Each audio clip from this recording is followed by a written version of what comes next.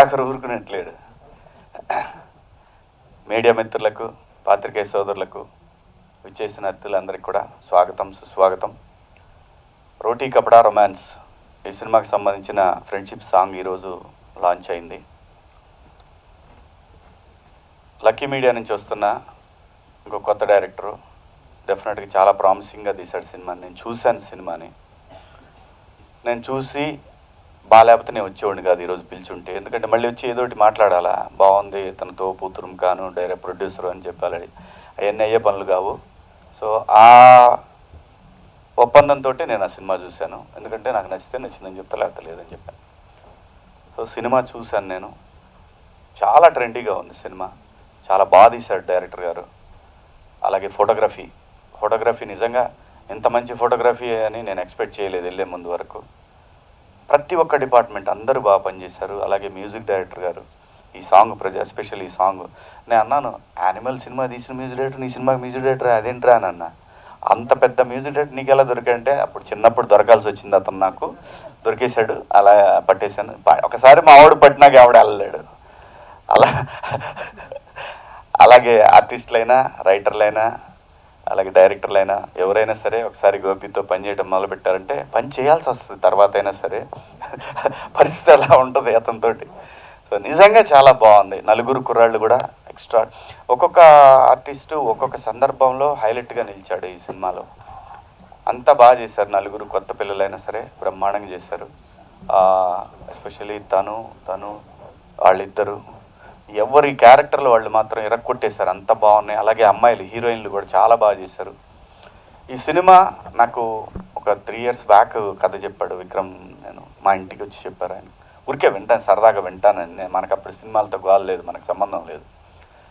అతను నాకు ఆ సినిమా మొత్తం నాకు చాలా బాగా నచ్చిన అంశం ఏంటంటే నలుగురు క్యారెక్టర్లను బ్యాలెన్స్ చేయటం అనేది చాలా చాలా బాగా అనిపించింది. ఎందుకంటే అంత ఈజీ కాదు. నలుగురు హీరోలను పెట్టి ఒక సినిమాని బ్యాలెన్స్ చేయాలంటే చాలా బాగా బ్యాలెన్స్ చేశాడు. ఎస్పెషల్లీ సెకండ్ హాఫ్ నెక్స్ట్ లెవెల్లో ఉంటుంది సినిమా.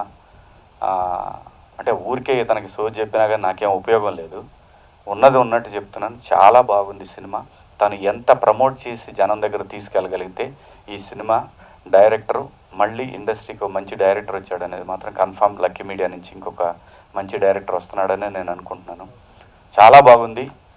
ఒక్కటే ఏంటంటే ప్రతి సినిమాకి విపరీతంగా ఓదరగొట్టిన పని అవ్వదు. ప్రతిసారి పొద్దున్నే పిలిచి అందరిని పిలిచి చేసిన ఏం ఉపయోగం ఉండదు. సినిమాని బాగా తీయగలిగి ఒక్క టీజర్ కనెక్ట్ అయితే చాలు నీ సినిమాకి. ఇవాళ ప్రేమలు అనే సినిమా ఎందుకు చూస్తున్నారు?